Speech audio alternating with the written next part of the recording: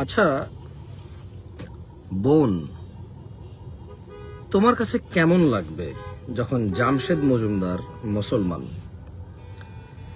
দাড়ি টুপি বড় একটা পাঞ্জাবি গায়ে দিয়ে মদের বোতল হাতে নিয়ে রাস্তায় হেঁটে হেঁটে মদ খাবে, তখন জামশেদ মজুমদারকে তোমার কেমন লাগবে? যে কিনা ইসলামের কথা বলে বেড়ায়, দাওয়াতি কাজ করে, মানুষকে আল্লাহর দিকে ডাকে, হাতের মধ্যে মদের বোতল নিয়ে যখন রাস্তায় এখানে ওখানে দাঁড়িয়ে খাবে, তোমার কাছে কেমন লাগবে? প্রতিক্রিয়া কি হবে তোমার? আমাকে নিয়ে তোমার মন্তব্য কি হবে বলতে পারো? আমি সবাইকে সাজেস্ট করবো এই লাইভটা শেয়ার করতে, প্রত্যেকটা বোনের কাছে, আমার যারা বোরখা পরে রিক্সায় বয়ফ্রেন্ড নিয়ে ঘুরতেছে তাদের জন্য। You must share this live to your family. আপনার মেয়েকে শেয়ার করবেন, আপনার বোনকে, আপনার আপা, আপনার খালা, আপনার ফুফিকে শেয়ার করবেন, ইভেন আপনার মাকে শেয়ার করা উচিত আপনার এই লাইভটা। কারণ আজকে কথা হবে বোনকে নিয়ে। কেমন লাগবে তোমার যখন আমি মদের বোতল হাতে করে রাস্তায় এক পাশে দাঁড়িয়ে মদ খাবো? জামশেদ মজুমদার যে ইসলামের কথা বলে, ওয়াজ করে, তোমার কাছে তোমার অনুভূতি কি হবে? হোয়াট, তোমার মন্তব্য কি হবে আমাকে নিয়ে? তুমি কি মন্তব্য করবা বলতে পারো? আচ্ছা আমি কি এমন করবো তখন? মদ হারাম, তুমি বোরখা পরে, হিজাব পরে, নিকাব পরে, মানে অবাক লাগে। তোমার পাশে বয়ফ্রেন্ড বসা, রাস্তা দিয়ে যাচ্ছ তুমি, এরপরে আবার ওই রাস্তার পাশে ফুল গাছ। ওই যে ফুল গাছটা কই? এই যে এখানে তো দেখলাম মাত্র, এই যে ফুল গাছ, এই যে ফুল গাছটা, সরি, এই যে ফুল গাছটা, এই ফুল গাছের ছবি তোমার বয়ফ্রেন্ড এই ফুল গাছের ছবি তুলবে তোমাকে নিয়ে। তুমি কি এনজয় করবা? আমার হাতে মদের বোতল দেখলে তোমার যেমন লাগবে, তুমি বোরখা পরার পর বয়ফ্রেন্ড পাশে বসালে আমার এমন লাগে। কারণ মদ হারাম, তোমার বয়ফ্রেন্ডও হারাম। আমি ওয়াজ করার পর মদের বোতল নিয়ে হাঁটলে যেমন এটা একটা ভণ্ডামি হবে, বোরখা পরে তুমি বয়ফ্রেন্ড নিয়ে হাঁটলে এরকম ভণ্ডামি লাগে আমার কাছে। And I'm really sorry about that. I have no soft words for you.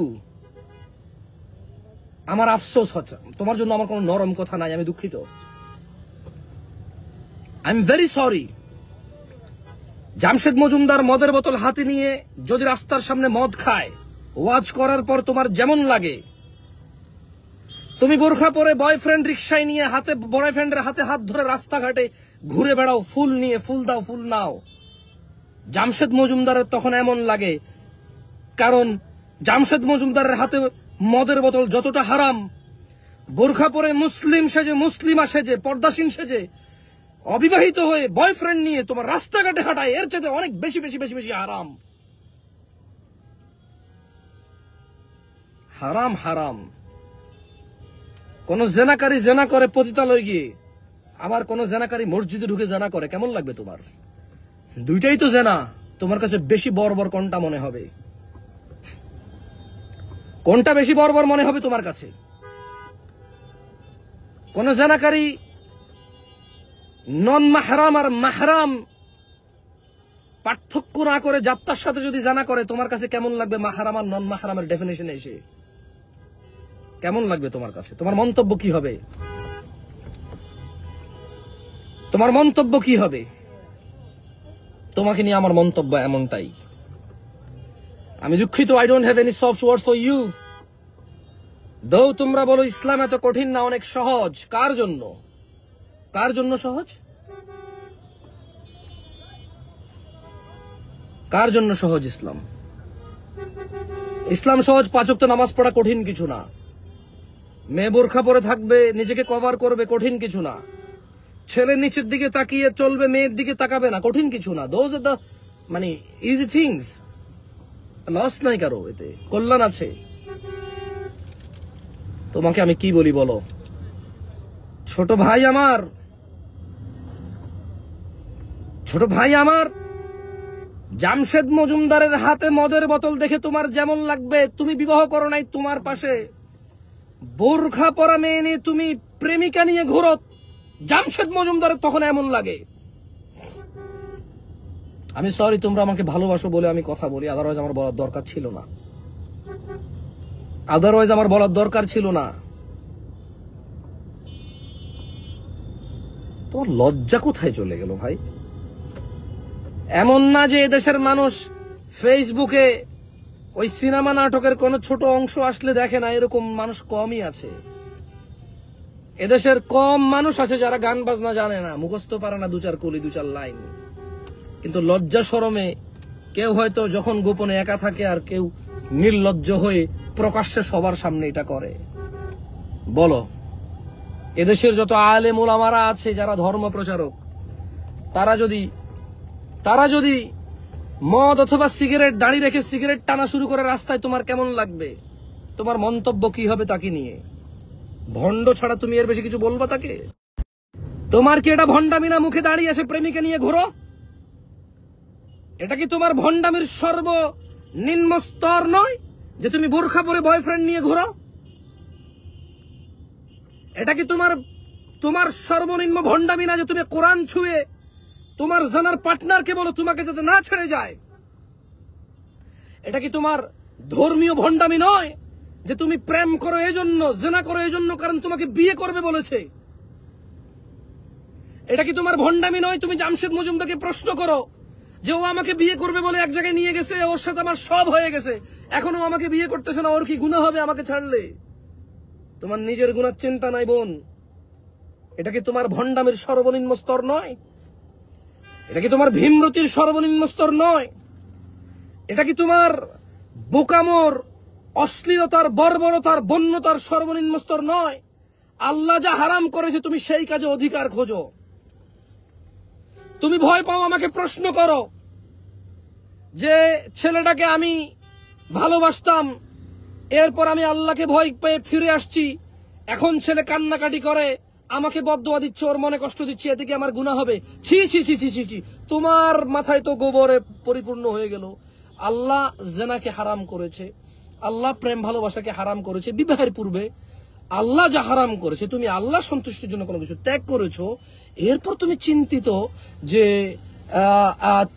তুমি আল্লাহকে খুশি করার জন্য তোমার ওই ছেলেকে ছেড়ে দিছো, আর ওই ছেলে এখন খুব মনে কষ্ট পাচ্ছে, এতে কি তোমার গুনাহ হবে? ওই ছেলে মনে কষ্ট পাচ্ছে জেনা না করতে পেরে, তোমাকে জাহান্নামে না নিতে পারে ও মনে কষ্ট পাচ্ছে, তোমাকে জাহান্নামের লাকড়ি আর খড়ি না বানাইতে পারে ওর মনে কষ্ট আসতেছে, তোমার সাথে জানার সম্পর্ক, অশ্লীলতার সম্পর্ক না করতে পারে ওর মনে কষ্ট আসতেছে, and you care about that thing. তোমার মানসিকতা কোথায় গিয়ে ঠেকছে? তুমি জানাকে ভালোবাসা বলো, সেটাকে আবার দিবস বলে উদযাপন করো।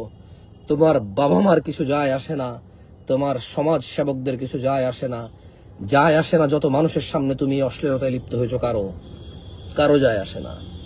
তোমার বাচ্চাকে কোথায় রেখে যাবা? তোমার বাবা মা, দাদা দাদি, নানা নানি তো এরকম ছিল না। ওরা চিঠি লিখতো, সর্বোচ্চ চিঠি লিখতো, চিঠি। আর তুমি রাস্তায় ছোট জামা কাপড় পরে, বোরখা না পরে, জামা কাপড় পরে, বিয়ে না করে, ফুল নিয়ে, ফল নিয়ে, হোটেলে হাত ধরে ছবি তুলে কোলাকুলি করে ফেসবুকে ছাড়ো। তোমার বাচ্চা কি করবে? তোমার বাচ্চার জন্য কোন সমাজটাকে তুমি কামনা করো? তোমার তো বাপ আছে, তোমার বাচ্চার কি বাপ থাকবে? তোমার নাতির কি বাপ থাকবে? বনামার তোমার তো বাপ আছে, পিতৃ পরিচয় আছে, তোমার নাতনির কি বাপ থাকবে? তোমার বাবা, তোমার দাদা, তোমার নানা চিঠি লিখতে লজ্জা পেত, ওইটাও অশ্লীলতা, ওইটাও হারাম। বিবাহের পূর্বে কোনো মেয়ের সাথে ডিরেক্ট কানেকশন হওয়া, আমরা অনেকেই হারামের সাথে জড়িত, একটা সময় থাকি।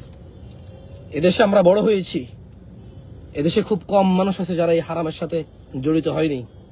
তবে এদেশে যত মানুষ হারামের সাথে জড়িত হয়, এর চাইতে অনেক বেশি কম মানুষ আছে যারা এটা নিয়ে সতর্ক করবে।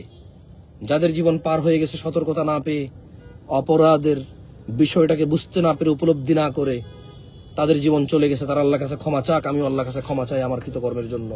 তবে তোমরা যারা এখনো আছো, তোমাদের যারা আমরা সতর্ক করি, তোমরা সতর্ক হও, তোমরা শিক্ষা নাও, এটা থেকে তোমরা শিক্ষা নাও। তোমাকে যে অপরাধ নিয়ে না করছে, আমরা কেউই তো অনেকেই আছি এই অপরাধ থেকে মুক্ত নই, আমরা নিজেরা অপরাধিত। আল্লাহ আমাদেরকে ক্ষমা করুক, আল্লাহ তোমাদেরকে ক্ষমা করুক। কি করতেছ? ফিরে আসতে হবে তো। আমাদের কেউ সতর্ক করার ছিল না, আমাদের কেউ সতর্ক করার ছিল না, তাই বলে তোমাদেরকে আমরা সতর্ক করব, তোমরা কি সতর্ক বাড়ি নিবা না? কি বলো, তোমরা নিবা না? আবারও বলি, জামশেদ মজুমদারকে রাস্তায় দাঁড়িয়ে মদ পান করতে দেখলে তোমার যেমন লাগবে ভণ্ডামি, জামশেদ মজুমদারও তোমার মুখে দাঁড়িয়ে আর তোমার পরনে বোরখা, বয়ফ্রেন্ড গার্লফ্রেন্ড হয়ে চলাফেরা করা এরকম ভণ্ডামি মনে হয়। দুঃখে করে যা ফেটে যায়। হ্যাঁ, তখন জামশেদ মজুমদারের হাতে মদ দেখলে যেমন তোমাকে আর ওকে হুজুর মনে হবে না, মোল্লা মুন্সি মুফতি মনে হবে না, শুধু একটা ভণ্ড মনে হবে। জামশেদ মজুমদারও তোমাকে দেখে পর্দাসীন মনে হয় না। যতই তুমি বোরখা পরো, হাত মোজা পা মোজা পরো, যতই তুমি ঢিলেঢালা পরো, যতই তুমি কালো বোরখা পরো, তোমার সাথে বয়ফ্রেন্ডকে দেখে জামশেদ মজুমদারের তোমাকে পর্দাসীন মনে হয় না।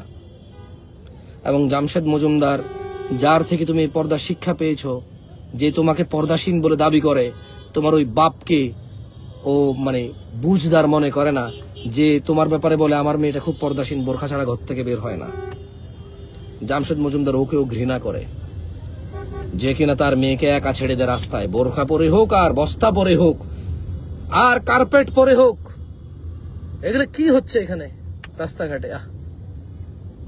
লা হাওলা ওয়ালা কুওয়াতা ইল্লা বিল্লাহিল আলিয়্যিল আযীম, ওয়ালা হাওলা ওয়ালা কুওয়াতা ইল্লা বিল্লাহিল আলিয়্যিল আযীম। ওদের দোষ নাই, ওদের দোষ নাই, ওরা তো এমনই। ওরা চায় সমাজটা এমন হয়ে যাক, ওরা চায় অশ্লীলতায় মেতে উঠুক পুরো সমাজ, পুরো রাষ্ট্র অশ্লীলতায় মেতে উঠুক।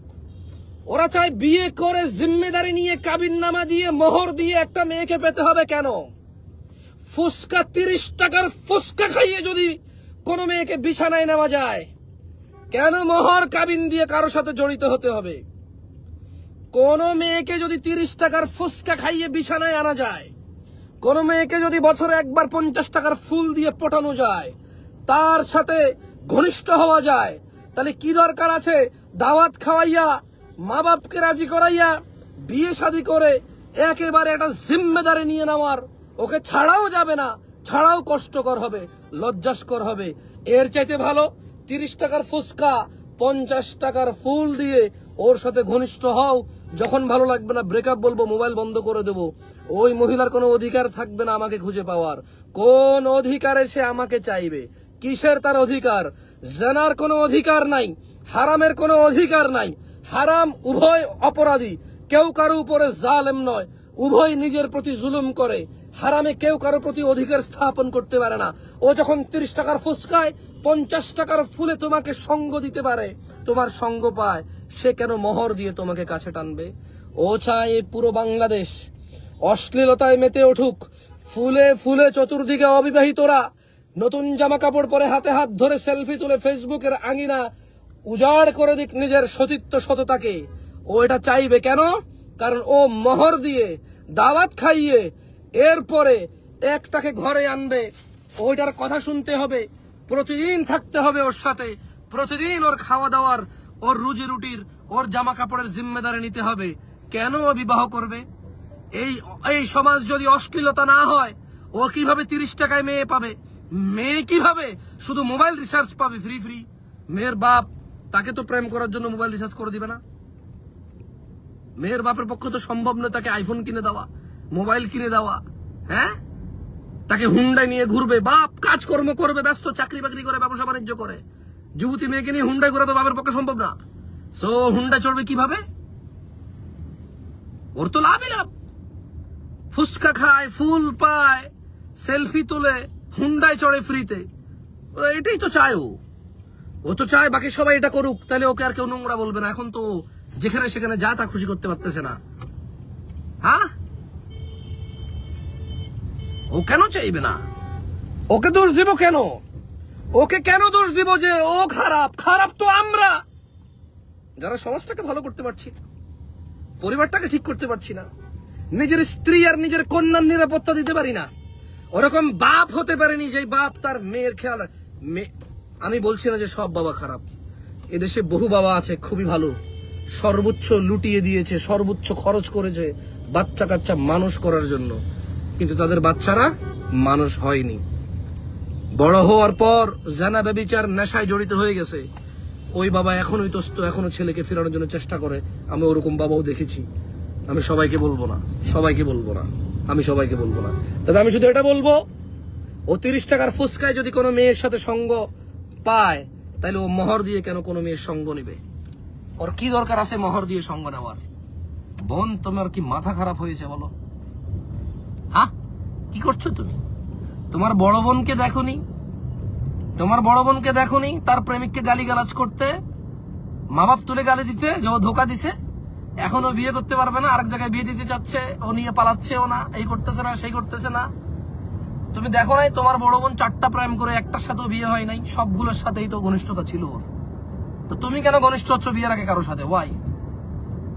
আর এই ছেলে মেয়ে পটানোর যে টেকনিকে সে লিপ্ত হয়েছে, এ কি একবারও কল্পনা করে তারও মেয়ে হতে পারে ভবিষ্যতে? সে যে টেকনিকে এই মেয়ের সতীত্ব নষ্ট করলো। 30 টাকার ফুসকা খাওয়াইয়া যদি তুমি কারো মেয়েকে ধ্বংস করো, তো তোমার মেয়ে তো ফ্রি যাবে। তুমি যদি 30 টাকার ফুসকার 50 টাকার ফুলে কোনো মেয়ের সাথে ঘনিষ্ঠ হও, শুধু ঘনিষ্ঠ হওয়ার জন্য ঘনিষ্ঠ হও, তাকে মোহর দিয়ে বিয়ে না করে তার সাথে ঘনিষ্ঠ হও, তো তোমার মেয়েকে কি 30 টাকার ফুসকা লাগবে? তোমার ছেলে, তোমার মেয়ের নিরাপত্তা কোথায়? তুমি যে টেকনিক, যে অশ্লীলতা তুমি মেতে উঠছো, সমাজকে যে নোংরা মতে তুমি ঠেলে দিচ্ছ, তোমার বাচ্চা কাচ্চাকে মানুষ করবা কিভাবে? হাউ? তুমি তোমার বাপের সাথে বেয়াদবি করে গাঁজা খাও, মদ খাও টাকা নিয়ে, তো তোমার বাচ্চা কি, তুমি কি বাচ্চার বাবা হবা না? কি হিজড়া হয়ে থেকে যাবা? হ্যাঁ, একাকিত্ব জীবন কাটাবা, ভবিষ্যতে বাবা হওয়ার স্বপ্ন নাই? বাবা হওয়ার স্বপ্ন নাই তোমার? তুমি নেশায় মত্ত থাকো, তোমার বাপের সাথে ঝগড়া করো, মায়ের সাথে ঝগড়া করো, বাপের সর্বস্ব তুমি ধ্বংস করে দিচ্ছ, মান সম্মান নেশা করার জন্য। তো তোমার বাবা হওয়ার ইচ্ছা নাই? তোমার বাবা হওয়ার ইচ্ছা নাই? তোমার বাবা ভালো মানুষ, তুমি নেশার জন্য এমন করো। তোমার এই খারাপিতে তো তোমার বাপের তো কোনো দোষ নাই। তোমার ছেলে যখন নেশা করবে, সে তো বলবে যে আপনি নিজেই তো এরকম ছিলেন, আমাকে কেন না করতেছেন? মানুষ বলবে নেশাড়ির ছেলে নেশাড়ি হয়েছে, মানুষ বলবে নেশাড়ির ছেলে নেশাড়ি হয়েছে, ওর বাপও নেশা করছিল, বাদ দেওয়ার কিছু বলার দরকার নাই। তো তোমার বাচ্চার ভবিষ্যৎ কি? তোমার বাচ্চার ভবিষ্যৎটা কি বলতে পারো আমাকে? হ্যাঁ বোন, তুমি বোরখা পরে ফুসকা খাওয়ার জন্য হুন্ডার পিছে বাইরে গেলা, হ্যাঁ 50 টাকার ফুল পেয়ে নিজেকে বিলিয়ে দিলা, তোমার মেয়েকে কোথায় রাখবা? তুমি যে 2টা ধোকা খাইছো, এখনো তোমার শিক্ষা হয় নাই? তুমি যে 2টা ধোকা খাইছো, এখনো তোমার শিক্ষা হয় নাই? হ্যাঁ, তোমার যদি 2টাতে না হয়, তোমার বোনের ধোকা দেখে যদি তোমার শিক্ষা না হয়, তো তোমার মেয়ে কয়টা ধোকা খাওয়ার পরও শিখবে না? কিছু বুঝতেছো?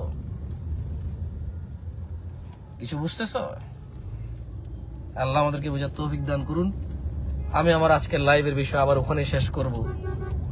জামশেদ মজুমদার অথবা এদেশের ওয়াইজিনদেরকে যদি তোমরা রাস্তাঘাটে মদ পান করতে দেখে যে মন্তব্য করবা, তোমাদের অনুভূতি যেমন হবে, বোরখা পরে তোমাদের বয়ফ্রেন্ডদের সঙ্গে তোমাদের জন্য আমাদের অনুভূতি এমন লাগে। দাড়ি রেখে নামাজ পড়ে মুসলমান নিজেকে দাবি করে এভাবে ওপেনে খোলামেলায় অশ্লীলতা লিপ্ত হওয়ার পর তোমার যুবক ভাই তোমাকে দেখে আমাদের এমন লাগে। আল্লাহ আমাদের সবাইকে হারাম থেকে বিরত হওয়ার তৌফিক দান করুন। আল্লাহ তাআলা আমার জীবনের পূর্বের যত অশ্লীলতা আছে, কোনো মানুষ ত্রুটি মুক্ত নয়, আল্লাহর কাছে আশ্রয় চাচ্ছি, আল্লাহ ক্ষমা করুন আমাকে। এবং আমি মন থেকে দোয়া করি, তোমরা যে যা করেছো, আল্লাহ তাআলা তোমাদেরকে ফিরে আসার তৌফিক দান করুন এবং তোমাদের পূর্বের সমস্ত গুনাহকে তিনি নেকিতে পরিবর্তন করে দিন, আর তিনি তোমাদের ক্ষমা করে দিন পূর্বের সমস্ত গুনাহ। তোমরা যে আল্লাহর জন্য 1 হাত আগালে আল্লাহ তোমাদের জন্য, তোমরা 1 বিঘত আগালে আল্লাহ তোমাদের জন্য 1 হাত আগাবে। এটা আল্লাহর কমিটমেন্ট। তোমরা অল্প একটু আগাবে, আল্লাহ অনেক বেশি আগাবে। তোমরা একটু আল্লাহর দিকে আগাও, দেখবা আল্লাহ তোমাদের আগলে নিবে। তোমাদের ত্রুটি বিচ্যুতি তিনি মার্জনা করবে, গোপন রাখবে। তোমাদের সম্মান ইজ্জত তিনি রক্ষা করবে। তিনি হচ্ছেন ইজ্জত দাতা, যাকে খুশি সম্মান দেন, যাকে খুশি অপমান লাঞ্ছিত করেন। তোমরা আল্লাহর জন্য ফিরে আসো, আল্লাহ তোমাদের আগলে নেবেন, তোমাদের ত্রুটি মুক্ত করবেন, তোমাদের পূর্বের গুনাহ ক্ষমা করে নেকিতে পরিবর্তন করবেন। তিনি তোমাদের সুউচ্চ জান্নাত দান করবেন, যা তিনি মুত্তাকিদের জন্য, যারা আল্লাহকে ভয় করে তাদের জন্য জমা রেখেছেন। আকুলু কওলি হাযা ওয়াস্তাগফিরুল্লাহ লি ওয়া লিসাইরিল মুমিনিন ফাস্তাগফিরু ইন্নাহু হুয়াল গফুরুর রহিম। আমি আল্লাহর কাছে দোয়া করি, আল্লাহ আমাকে ক্ষমা করুন। তোমরাও আল্লাহর কাছে দোয়া করো, আল্লাহ তোমাদের ক্ষমা করুন। তোমরা আল্লাহর কাছে দোয়া করি, আল্লাহ যাতে আমাকে ক্ষমা করে। আমি আল্লাহর কাছে দোয়া করি, আল্লাহ তুমি আমার ভাই বোনদের ক্ষমা করো, ওদের পাপ মুক্ত করো, তৌফিক দান করো। আমাকে তুমি সৎ পথে পরিচালিত করো, আমার ত্রুটি বিচ্ছুতি তুমি মুক্ত রাখো, পবিত্র রাখো, আমাকে আল্লাহ ক্ষমা করো। আসসালামু আলাইকুম রহমতুল্লাহ বারাকাতুহু।